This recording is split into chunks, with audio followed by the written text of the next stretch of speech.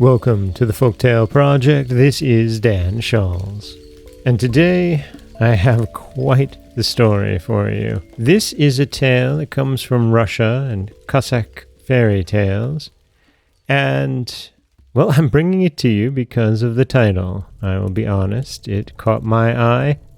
I read it, and then I just had to share it. It is quite the story, many twists, many turns, and, well, I have to say that I'm very happy and very lucky myself that my love life has been nothing like Daniel's. At least, unlucky Daniel's. This is the story of Unlucky Daniel. There was once upon a time a youth called Unlucky Dan. Wherever he went and whatever he did and whomsoever he served, nothing came of it. All his labor was like spilt water. He got no good from it. One day he took service with a new master. "I'll serve thee a whole year," said he, "for a piece of sown wheat land." His master agreed, and he entered into his service, and at the same time he sowed his piece of wheat land. His wheat shot up rapidly. When his master's wheat was in the stalk, his was already in the ear. And when his master's wheat was in the ear, his own wheat was already ripe. "I'll reap it tomorrow," thought he. The same night a cloud arose, and hail poured down, and destroyed his wheat altogether. Daniel fell a-weeping.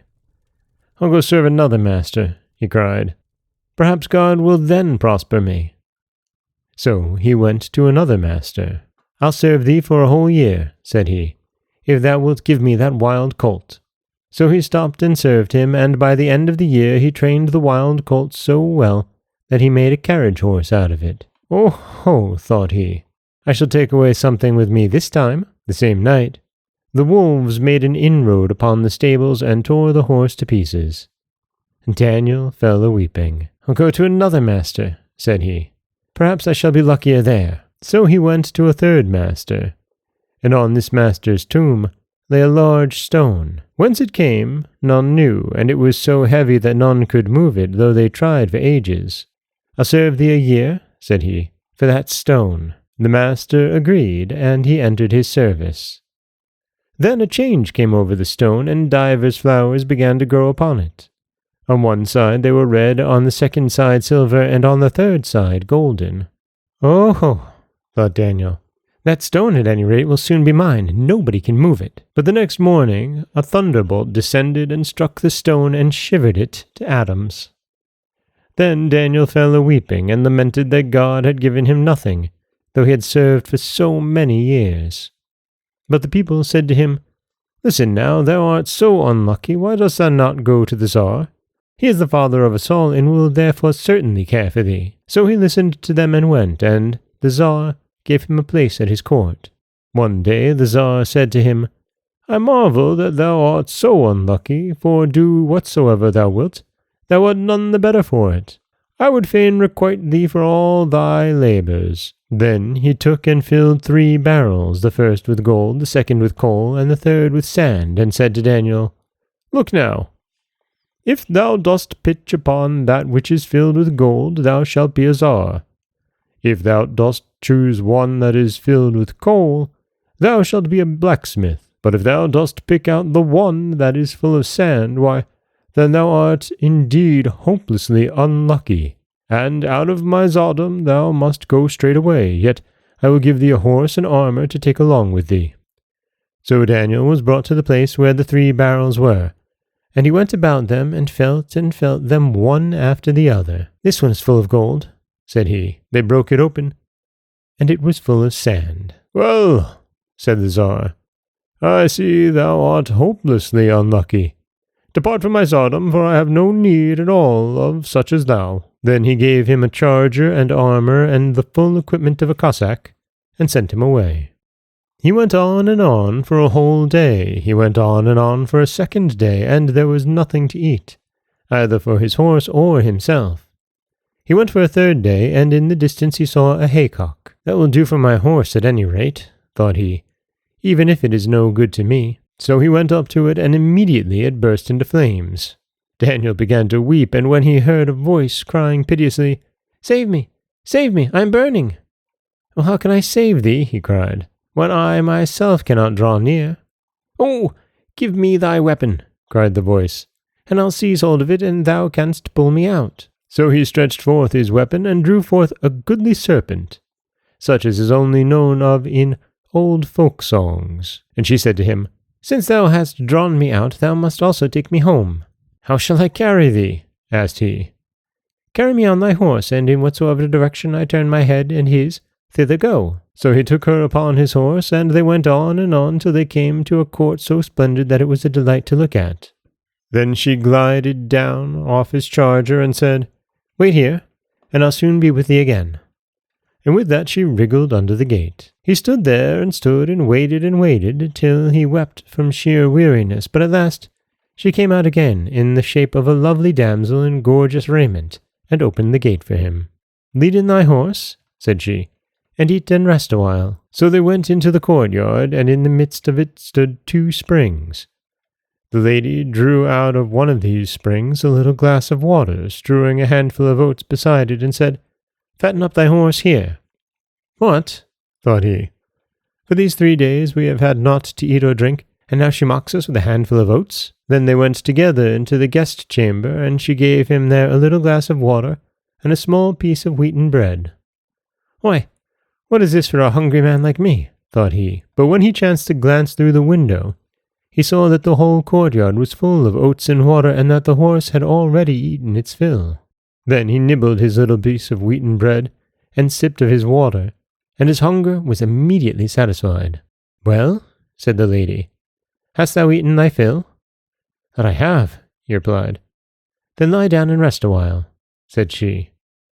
And the next morning, when he rose up, she said to him, Give me thy horse, thy armour, and thy raiment, and I'll give thee mine in exchange. Then she gave him her shift and her weapon, and said, This sword is of a sort that, if thou do but wave it, all men will fall down before thee.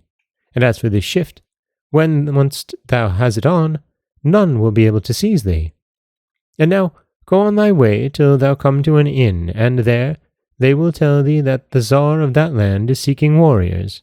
Go and offer thyself to him, and thou shalt marry his daughter, but tell her not the truth for 7 years. Then they took leave of each other, and he departed. He came to the inn, and there they asked him whence he came. And when they knew he came from a strange land, they said to him, A strange people has attacked our Tsar, and he cannot defend himself, for a mighty warrior has conquered his tsardom and carried off his daughter and worries him to death. Show me the way to your Tsar, said Daniel. Then they showed him, and he went. When he came to the Tsar, he said to him, I will subdue this strange land for thee. All the army I want is a couple of Cossacks, but they must be picked men. Then the heralds went through the tsardom till they found these 2 Cossacks, and Daniel went forth with them into the endless steppes. And there he bade them to lie down and sleep while he kept watch. And while they slept, the army of the strange country came upon them, and cried to Daniel to turn back if he would escape destruction. And then they began to fire with their guns and cannons, and they fired so many balls that the bodies of the 2 Cossacks were quite covered by them. Then Daniel waved his sword and smote, and only those whom his blows did not reach escaped alive. So he vanquished them all, and conquered that strange land, and came back and married the Tsar's daughter, and they lived happily together. But counselors from the strange land whispered dark sayings in the ears of the Tsarivna. What is this fellow that thou hast taken to thyself? Who is he, and whence? Find out for us wherein lies his strength, that we may destroy him and take thee away. Then she began asking him, and he said to her, Look now, all my strength is in these gloves. Then she waited till he was asleep, and drew them off of him, and gave them to the people from the strange land. And the next day he went hunting, and the evil counselors surrounded and shot at him with their darts, and beat him with the gloves, but it was all in vain. Then he waved his sword, and whomsoever he struck fell to the ground, and he clapped them all in prison. But his wife caressed and wheedled him again, and said, Nay, but tell me, wherein doth thy strength lie?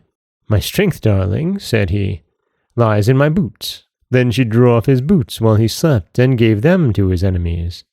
And they fell upon him again as he went out, and again he waved his sword, and as many as he struck fell to the ground, and he put them all in prison.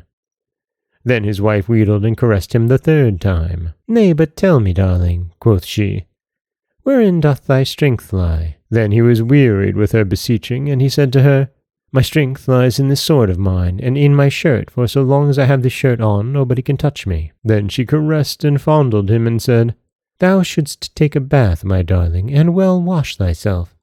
My father always did so." So he let himself be persuaded, and no sooner had he undressed than she changed all his clothes for others and gave his sword and his shirt to his enemies. Then he came out of his bath, and immediately they fell upon him, cut him to pieces, put him in a sack, placed him on his horse, and let the horse go where it would. So the horse went on, and wandered farther and farther, till it came to the old place where he had stayed with the serpent lady. And when his benefactress saw him and said, "Why, if poor unlucky Daniel hasn't fallen into a scrape again," and immediately she took him out of the sack and fitted his pieces together, washed them clean, and took healing water from one of the springs and living water from the other, and sprinkled him all over, and he stood there sound and strong again. "Now, did I not bid thee tell not thy wife the truth for 7 years?" said she, "and thou wouldst not take heed." And he stood there, and he never spoke a word. "Well, now rest awhile," she continued, "for thou dost need it, and then I'll give thee something else." So the next day she gave him a chain, and said to him, "Listen, go to that inn where thou didst go before, and early next morning, whilst thou art bathing, bid the innkeeper beat thee with all his might on the back with this chain, and so thou wilt get back to thy wife, but tell her not a word of what has happened." So he went to the same inn, and passed the night there, and on the morrow he called to the innkeeper, and said to him, "Look now, the first time I dip my head in the water, beat me about the back with this chain as hard as thou canst." So the innkeeper waited till he had ducked his head under the water, and then he thrashed him with the chain. Whereupon he turned into a horse, so beautiful that it was a delight to look upon it. The innkeeper was so glad, so glad. "So I've got rid of one guest only to get another one," thought he. He lost no time in taking the horse to the fair, and offered it for sale.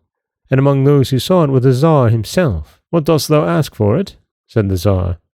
"I ask 5,000 roubles." Then the Tsar counted down the money and took the horse away. When he got to his court, he made a great to-do about this beautiful horse, and he cried to his daughter, "Come and see, dear little heart, what a fine horse I have bought." Then she came forth to look at it, but the moment she saw it, she cried, "That horse will be my ruin. Thou must kill it on the spot." "Nay, dear little heart, how can I do such a thing?" said the Tsar. "Slay it thou must, and slay it thou shalt."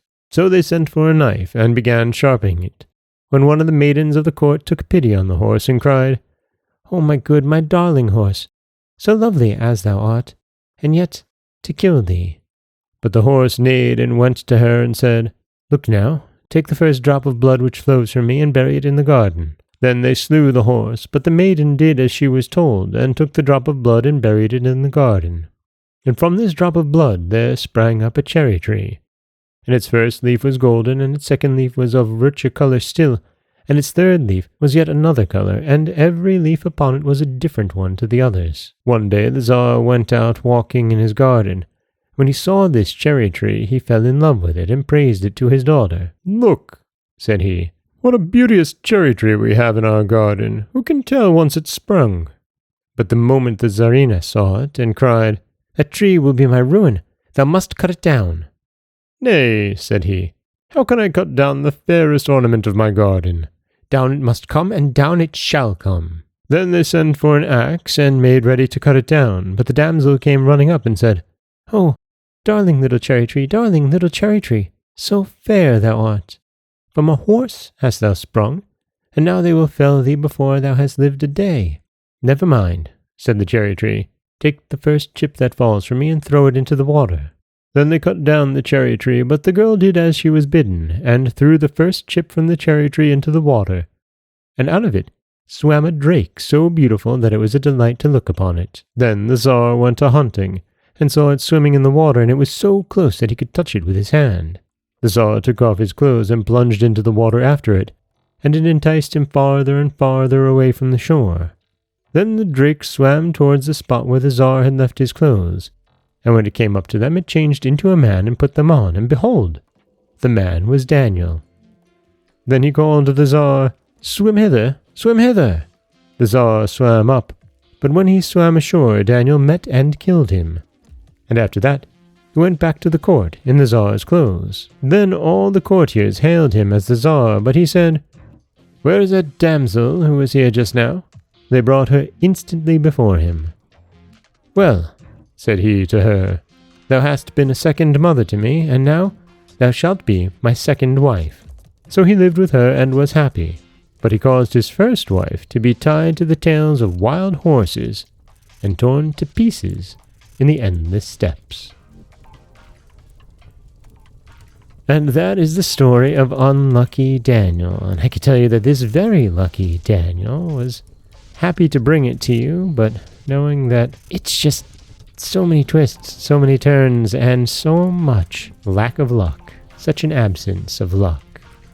This is Dan Scholz for the Folktale Project. Don't forget that you can subscribe to the podcast on Apple Podcasts, Spotify, anywhere that you like to get your podcasts.